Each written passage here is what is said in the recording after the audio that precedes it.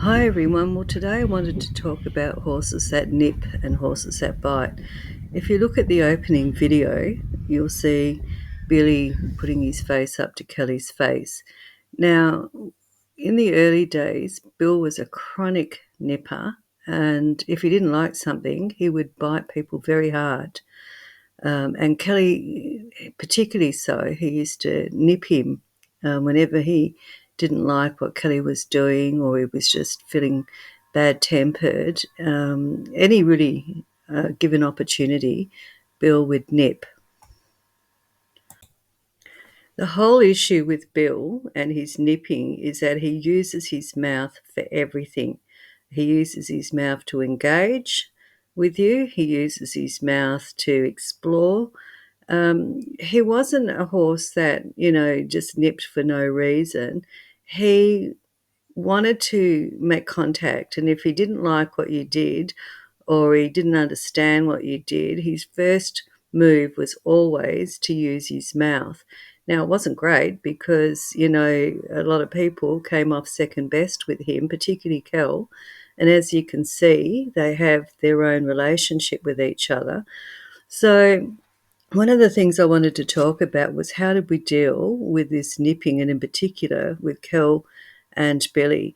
So, look, I've read on the internet and I've seen people say, oh, you just keep rubbing the horse's mouth till it gets bored. That doesn't work on a horse that's mouthy, and Bill was mouthy.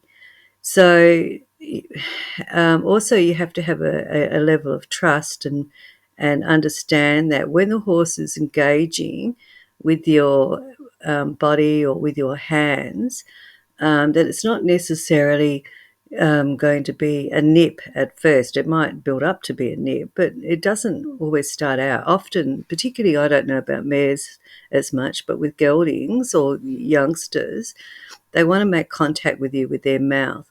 So there's ways that you can do it, which is to not rub the hell out of their mouth or play with them. You might see Kelly and Bill playing with each other in these videos and engaging each other. But that's part of a game with them.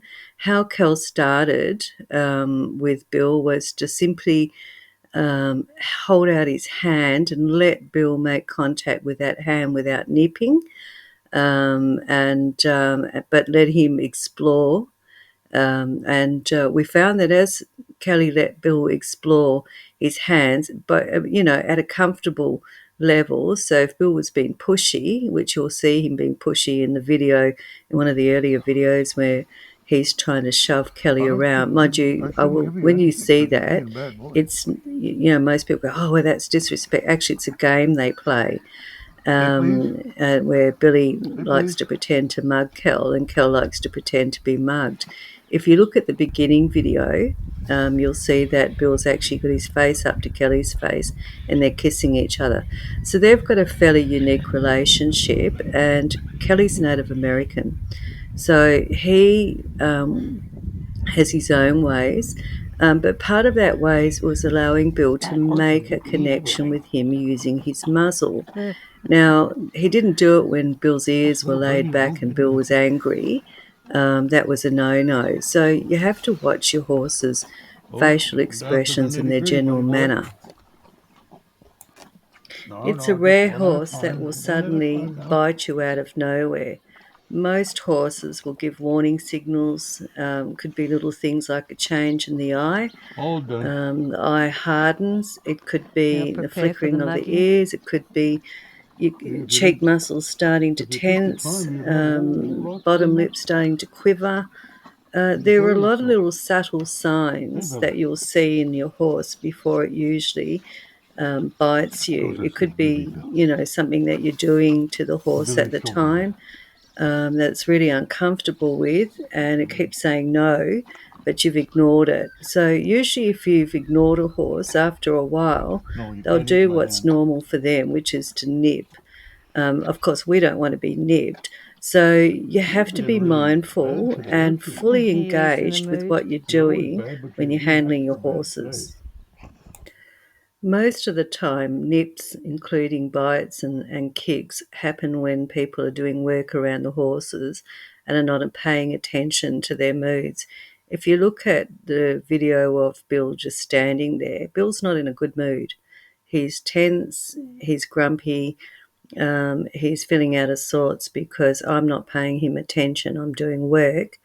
And he's not that he's going to nip me or kick me or bite me, but that's not to say that someone else's horse wouldn't react in that way. So this is where we have to know our own horses, understand what their body language is saying, realise that their moods come and go like humans.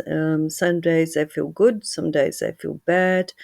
You have to really always be mindful of what your horse is projecting around you, especially when you're out in the yard working around them. As you can see in this scene, Billy makes an attempt at my camera and actually succeeds. Again, he's using his mouth. So whether it's trying to get my camera, pick up sticks, it's trying to play with me, or Kelly, he's always engaging with his mouth. It doesn't mean that he's going to nip us or bite us. When he's thinking about doing those sorts of things, his body language is very different. And this is where we have to be mindful when we're working in the yards or we're doing some training on him. If he's not happy, you can feel the tension in his body. People who get nipped usually are not paying attention to what the horse is displaying before they get nipped.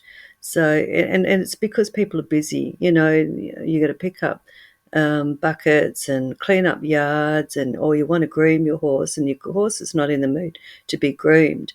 And so people just keep doing it, irregardless of the fact the horse keeps saying to them, "No, don't touch me. I'm not happy today." And because we're all on schedules, a lot of people just ignore those warning signs and think, well, I'm the boss, you're just the horse, you'll do as you're told. And then inevitably the horse does what a horse does to other horses. When they're annoyed, they nip, and if they're ignored, they bite. I've read some really unfortunate experiences that beginner owners have had with newly purchased horses. One that stands out to me is a young woman who bought a horse, and whenever she approached him, he would give the ears back and swing his head round and give her the look, and she kept ignoring it. And eventually the horse reacted and bit her, and it became a pattern. And she became really frightened of a horse. So it's really important to understand, particularly with new horses, is to understand what their body language means, what their facial expressions mean, and to take it seriously. If you don't have horse handling experience, spend time studying horse behaviour and horse body language, because you need to be fully present and engaged and understand what that horse is saying to you. Because if the horse is saying a firm no and you ignore it, you're more than likely to be bitten. Jeez, Bill. Oh, dear. You're going to go and have a hissy fit because you're waiting for your apple treats.